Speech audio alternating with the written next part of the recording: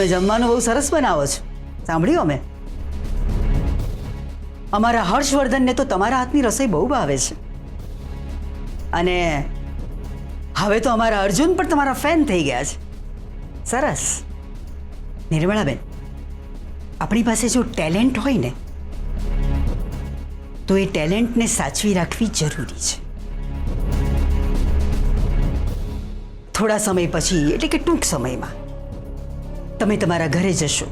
તમારું ઘર, તમારું કિચન, તમારો ગેસ 56 ભોગ બનાવજો અને આખા ગામને જમાડજો, પણ અમારા કિચનમાં નહીં. કેસર વહુ, તમે તમારા મમ્મીને કહ્યું નથી કે અમે તમને પણ કિચનમાં પગ મૂકવા નથી દેતા? કદાચ ભૂલી ગયા હશે. એક કામ કરો કેસર વહુ, તમે આ ઘરમાં નોકર સિવાય બીજી કોઈ વ્યક્તિ જમવાનું નહીં બનાવે એવું 100 વખત નોટબુકમાં લખી લો. આવી જ રીતે તમારી દીકરી ઘરના રીતિ રિવાજો શીખશે ને, કે પછી તમે જુદી રીતે શીખવાડો છો? આ તો તમે એમના માં છો ને, એટલે તમે પણ તમારા ઘરના રીતિ રિવાજો એમને શીખવાડ્યા જ હશે. એટલે આ તો જરા પૂછ્યું. કેસર વહુ, તમારા ઘરમાં કદાચ નોકરો નહીં પોસાતા હોય, પણ અમને અમારા ઘરમાં નોકરો પોસાય છે. એટલે અમારા ઘરની સ્ત્રીઓ નોકરોના કામ નથી કરતી. વેવાણ, આ તમારે પણ સમજવું જરૂરી છે. હવે એવું નહીં થાય.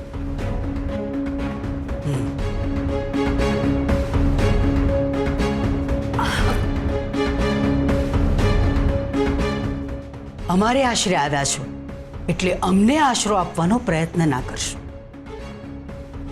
અમે આર્થિક, સામાજિક અને શારીરિક રીતે સક્ષમ છીએ.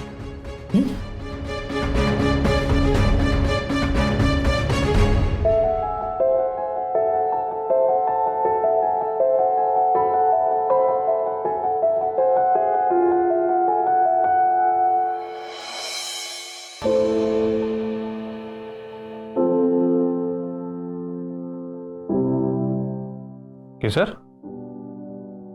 તમે રેડી થઈ ગયા? તમારી ઘડિયાળ, તમારું વોલેટ, બધું જ લઈ લીધું છે. Don't worry.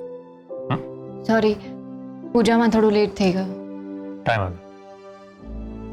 કેસર, પપ્પા એવું કહેતા હતા કે મમ્મી અહીંથી જવાની જીદ કરી રહ્યા છે. અમને રાત્રે ખરાબ સપના આવે છે, અચાનક ઊંઘમાંથી જાગી જાય છે. હું સમજી શકું છું કે આ બધું એમનું નેચરલ રિએક્શન છે. પોતે પાઈ ભેગી કરીને ઘર બનાવ્યું હોય અને ચોર આવીને આવી રીતે લૂંટી જાય તો બીક તો લાગે જ ને. મને એમના માટે દુઃખ થાય છે.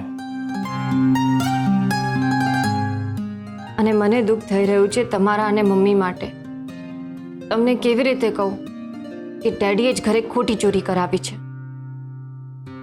કેસર, એટલે જ મારે તને કહેવું છે કે તું એમને સમજાવ કે જે ચોરાઈ ગયું છે એ તો આપણે પાછું મેળવી લઈશું, પણ જ્યાં સુધી આ કેસ સોલ્વ ના થાય ને ત્યાં સુધી એમના જીવને જોખમ છે, એટલે એમનું અહીંયા જ રહેવું યોગ્ય છે.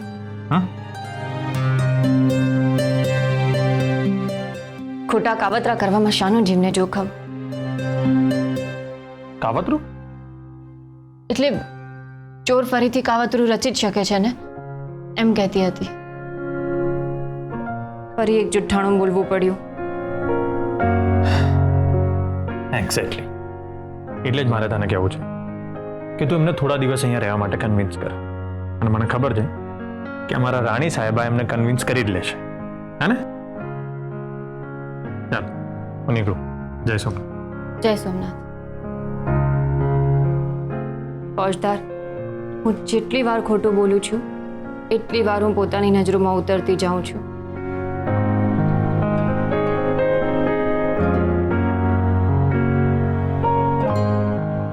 હંમેશા હસીને બાય કહેતી કેસર કેમ આમ કરી રહી છે? મારે કેસર માટે કંઈક કરવું જોઈએ.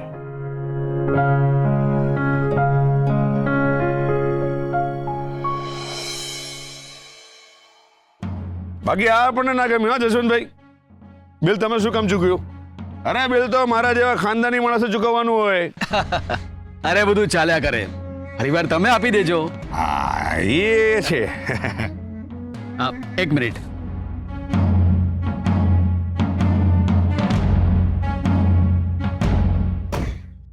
લો આ 50,000 રૂપિયા. કામ શું છે તે નહીં પૂછો. અરે મારા જેવા ખાનદાની માણસો કામ પૂછતા નથી, ડાયરેક્ટ કરી આપે છે. તેમ છતાં ફોર્માલિટી માટે પૂછું છું, શું કામ છે બોલો. મારા દીકરાને હું અમેરિકા મોકલવાનો છું. ત્યાં હોટલ અને મોટલનો બિઝનેસ શરૂ કરવા માંગુ છું. આ બધું તો મારો દીકરો સંભાળશે, પણ તમે પીસીસીના ફોર્મ ઉપર એસીપી હર્ષવર્ધન સાહેબને સાઇન કરાવી આપો. પીસીસી એટલે શું ખબર છે ને? હા ખબર છે, પીસીસી એટલે પર્સનલ ક્રેડિટ કાર્ડ. હા, બહારગામ જવાનું હોય ને ત્યારે આવા ક્રેડિટ કાર્ડની જરૂર પડે જ છે. તમે ચિંતા ના કરો, કામ થઈ જશે. ના વિક્રમસિંહ, પીસીસી એટલે પર્સનલ ક્રેડિટ કાર્ડ નહીં. પીસીસી એટલે પોલીસ ક્લિયરન્સ સર્ટિફિકેટ. ફોરેન જતા પહેલા તમારા વિસ્તારના પોલીસ સ્ટેશન તરફથી આ સર્ટિફિકેટ લેવાનું હોય છે. ઓનલાઈન એનું ફોર્મ મળે છે. આ રહ્યું એનું ફોર્મ. એમાં અમુક વિગતો ભરેલી છે. તમે આમાં એસીપી સાહેબની સાઇન કરાવી આપો. બાકી બધા ડોક્યુમેન્ટ્સ હું પછી મોકલી આપીશ. ઓકે? હા એ તો ઠીક છે, પણ તમારો છોકરો ફોરેન જઈ હોટેલ ખોલશે, કરોડોનું ટર્નઓવર કરશે ને હું આ 50,000માં ક્રીમ રોલ ખાવ? અરે વિક્રમસિંહ, અરે આવા 50,000 રૂપિયામાં તો હું બોમ્બે જઈ તાજ હોટલમાં છાશ પીને આવું છું. ચાલો નીકળો અહીંયાથી, હવે મને મોઢું નહીં દેખાડતા. અરે તમે તો ગુસ્સે થઈ ગયા. અરે ગુસ્સે ના થવું તો શું હશું? આ તો માત્ર ટોકન છે. તમે પીસીસી ફોર્મ ઉપર એસીપી હર્ષવર્ધનની સાઇન કરાવી આપો. પછી તમે માગો તેટલા રૂપિયા હું તમને આપીશ. આ તો પછી એમ કહો ને, શું કહેરના તમે? એસીપી હર્ષવર્ધન લોકો માટે એસીપી છે, બાકી આપણા માટે તો જમાઈ છે. આપણું બહુ માન રાખ્યા. બાપ ને દીકરો જ સમજી લો. તમે ચિંતા ના કરતા, જેવું ફોર્મ મૂકીશ ને એટલે આંખ મીચીને સહી કરી દેશે. તમે તમારા દીકરાને ફોરેન મોકલવાની તૈયારી કરો. Thank you very much Vikramsinh. ચાલુ હું જાઉં? હા, અરે તમને ઘેર ઉતારી જાઉં? ના ના, આપણી પાસે ગાડી છે. હા, ડ્રાઈવરને પેટ્રોલ ભરાવવા માટે મોકલ્યો છે. શું છે, પેટ્રોલની મોંઘવારી આપણને નડતી જ નથી. હજુ ફોન કરીને બોલાવું. તમે નીકળો. સારું, ત્યારે હું જાઉં.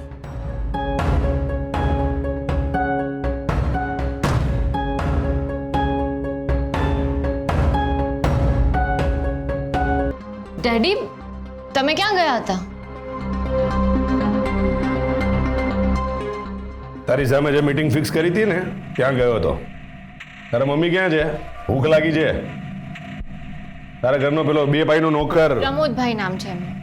હા, હવે એ જ પ્રમોદ્યો. હું બોલાવું છું તો મારો બેટો સાંભળતો જ નથી, અને તારા મમ્મી બોલાવે તો ડોલતો ડોલતો આવી જશે. શું જોઈએ છે માસી? તારા મમ્મી ક્યાં છે? નિર્મળા! ડેડી, ધીમે બોલો જરા. આપણે ખાનદાની ઘરમાં રહીએ છીએ નહીં? મેનસ. નિર્મળા! આટલા અવાજમાં મને નથી સંભળાતું તો તારી માને ક્યાંથી સંભળાશે? હું જેને શોધીને આવું છું. હેલો, કોણ? જય માતાજી. ઓળખાણ પડી કે નહીં? ના, કોણ? રાજભા, તમારા ડેડીનો દોસ્ત અને તમારા હસબન્ડનો એકમાત્ર દુશ્મન. નિર્મળા ક્યાં મરી ગયા? ક્યાં છે નિર્મળા? કોનો ફોન છે? હર્ષવર્ધન સિંહજીનો ફોન છે? અરે મારી સામે શું જુએ છે? વાત કર. રાજભાનો ફોન છે.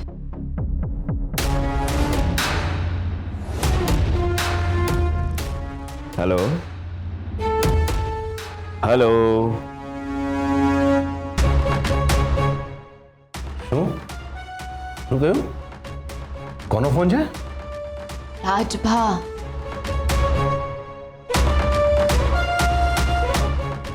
હેલો. કોઈ જવાબ કેમ નથી આપી રહ્યું? હેલો. લાગે છે ફોન કાપી નાખ્યો.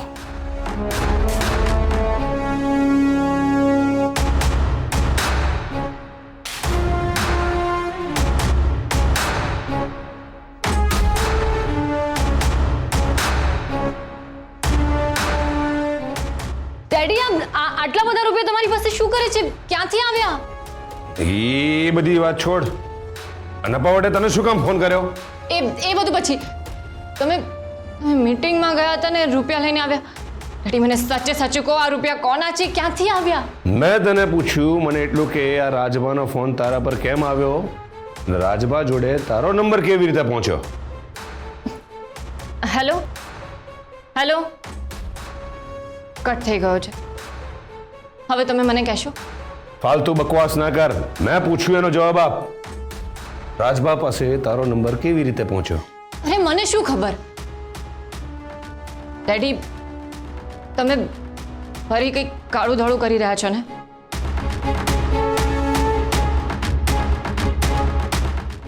આ સવાલ તે આપણા ઘરમાં પૂછ્યો હોત ને તો એઝ અ ફાધર એક ઊંધા હાથની આપી દીધી હોત ને. પણ આ તે સાસરે પૂછ્યું છે એટલે તને જવાબ આપું છું. એક જમીનનો સોદો થયો, એના રૂપિયા છે. કઈ જમીન? કેવી જમીન? તારા ડેડી પાસે કેટલી જમીન છે એની ખબર છે તને? આ તો પછી નકામી પંચાયત શું કામ કરે છે? ખાલી 50,000 રૂપિયા જ છે. નાનો જમીનનો ટુકડો વેચાયો એના. મેં તને વાત કરી હતી ને પેલા સુભાષની, માનસી માટે જેની પાસેથી રૂપિયા ઉધાર લીધા હતા અને ચોરીનું નાટક કરીને અમે અહીં રહેવા આવી ગયા, એનો હિસાબ તો ચૂકતે કરવો પડશે ને. એના માટે આ રૂપિયા ભેગા કરું છું. દીકરા, રૂપિયા કમાવા ને એ તારી માની જેમ ઘરમાં બેસીને 4 રોટલા બનાવવા જેટલું સહેલું નથી. હા ડેડી, આમાં મમ્મીનું અપમાન કરવાની જરૂર નથી. સારું, હા, તારા મમ્મીને માથે બેસાડીને ફરીશ. એ બધું છોડ. તાબડતોબ તારો નંબર બદલી નાખ. રાજભાનો ફોન તારા પર ના આવવો જોઈએ. પણ હું શું કામ નંબર બદલું? ફાલતુની બકવાસ ના કર. મેં કહ્યું એટલું કર. તારો નંબર બદલી નાખ. આમે તારો નંબર છે કોની પાસે? તારા સાસરિયાવાળા પાસે, અમારી પાસે અને તારી ફ્રેન્ડ ગોપી પાસે. તો નવો નંબર પણ તો આટલા જ લોકો પાસે હશે ને. એ નવો નંબર નહીં શોધી કાઢે એની શું ગેરંટી છે? હું કહું છું એટલું કર. હું જે કંઈ પણ કરું છું ને એ તારા ભલા માટે કરું છું. તમે અને મારા ભલા માટે. રહેવા દો ડેડી. તમે મારા ભલા માટે કંઈ ના કરો ને એ જ સારું છે. જે કંઈ કરવાનું હશે હું કરી લઈશ. એમ પણ મારી પાસે ખોટું બોલાવડાવીને જે કંઈ કરાવ્યું છે ને એ છુપાવતા છુપાવતા મારા નાકે દમ આવી ગયો છે. ઉપરથી આ એક નવો માથાનો દુખાવો. તમારા દોસ્ત રાજભા. સાહેબ બોલો. સાહેબ બેડ ન્યૂઝ છે. બેડ ન્યૂઝ શું? સાહેબ તમે રાઉન્ડ ઉપર ગયા હતા ત્યારે શિવગઢના ઇન્સ્પેક્ટર સાહેબનો ફોન આવ્યો હતો. કહેતા હતા કે તમારો ફોન નથી લાગતો. આ બેડ ન્યૂઝ? ના ના સાહેબ, એ બેડ ન્યૂઝ નથી. તો પેલા જગ્ગુને પકડવા માટે ત્યાંની પોલીસ ગઈ હતી, પણ પોલીસ ઠેકાણે પહોંચે એ પહેલાં જગ્ગુ ત્યાંથી ભાગી ગયો. એને બહુ શોધો પણ એ મળ્યો નથી. જગ્ગુ હોશિયાર નીકળ્યો. મને લાગે છે એને કોઈ ટીપ આપી દીધી હશે. સાહેબ અત્યાર સુધીમાં તો જગ્ગુ બોર્ડર પાર કરીને રાજસ્થાન કે મધ્યપ્રદેશ બાજુ જતો રહ્યો હશે. Never ever underestimate anybody. આપણી જ ભૂલ છે. આપણે જ એને મામૂલી ચોર સમજતા હતા. હંસી, આપણા જ નાક નીચેથી નીકળી ગયો. સાહેબ એક સજેશન આપો. બોલો. સાહેબ સીસીટીવી ફૂટેજમાંથી ગાડીનો નંબર કે કંઈક ના કંઈક હિટ મળી જ જશે અને આપણે એને પકડી શકીશું. ના, એ સીસીટીવી ફૂટેજ મેં જાતે ચેક કર્યા છે. એમાં જગ્ગુની ગાડી કે બીજી કોઈ ઇન્ફોર્મેશન નથી જે આપણને જગ્ગુ સુધી લઈ જાય. હવે જગ્ગુ ઇઝીલી હાથમાં નહીં આવે. Dam it. હેલો. ફોન ઉપાડવામાં તમે ખૂબ મોડું કરો છો બેન. આટલી વારમાં તમે માણસોને પણ ઉપાડી લઈએ છીએ. હા, ડરવાનું નહીં, બિલકુલ ગભરાશો નહીં. જસ્ટ મજાક કરું છું. હવે તો મારો અવાજ ઓળખી જ ગયા હશો. રાજભા વાત કરું છું. તમે મને શું કામ કોલ કર્યો છે? તમે પહેલા પણ બીજા નંબર ઉપરથી કોલ કર્યો હતો ને? શું છે બેન કે અમે તમારા હસબન્ડની જેમ શ્રીમંત તો નથી જ, પણ હા, ડ્યુઅલ સિમનો ફોન અમને તો પરવડે છે. તમારે જે વાત કરવી હોય ફટાફટ કરો અને ફોન મૂકો, નહીં તો હું ફોન કટ કરું છું. અરે આમ આવી નાની નાની બાબતોમાં ગુસ્સે નહીં થવાનું બેન. બિલકુલ ગુસ્સે નહીં થવાનું. હા, હું તમને બેન શું કામ કહું છું? તમે તો મારા જીગરજાન દોસ્તના દીકરી છો, એટલે મારી દીકરી સમાન છો. શું છે બેટા કે તમારા ડેડીએ તમને કહ્યું હશે કે નહીં એની મને ખબર નથી, પરંતુ હું તમને જણાવી દઉં કે તમારી પ્રથમ હેપી બર્થડે વખતે અમે એટલે કે તમારા રાજભા કાકા ત્યાં હાજર હતા. હા, જો કે તમને વાત માનવામાં ના આવે તો અમારી પાસે એના પુરાવા પણ છે. હા, just a minute hold please.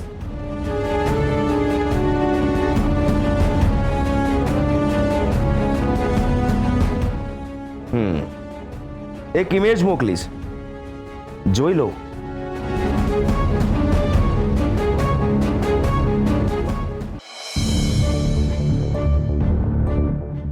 જોયો? ફોટો જોયો બેટા? આમ તો તમારી આ પ્રથમ વર્ષગાંઠ વખતે જ્યારે હું આવ્યો ને ત્યારે મને ખબર નહોતી કે આટલી નાની 1 વર્ષની ઢીંગલી મોટી થઈને એસીપી હર્ષવર્ધનની પત્ની બનશે. ગુડ, સરસ. Just a minute.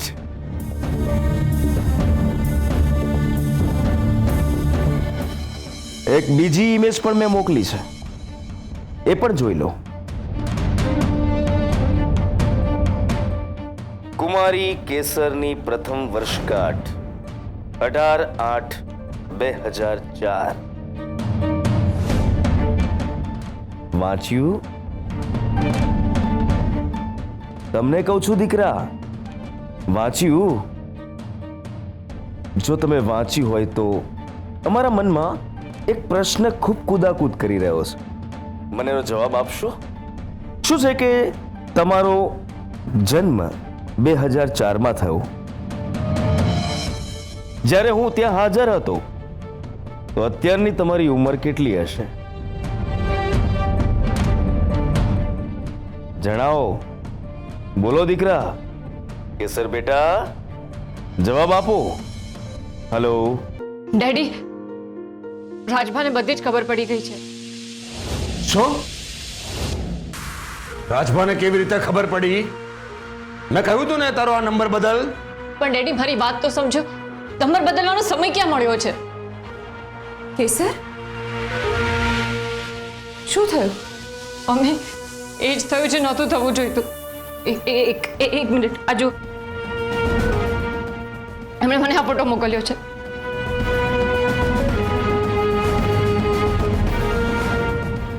અને આ બીજો ફોટો પણ મોકલ્યો છે. તેમાં લખ્યું છે કુમારી કેસર પ્રથમ વર્ષગાંઠ 18/8/2004.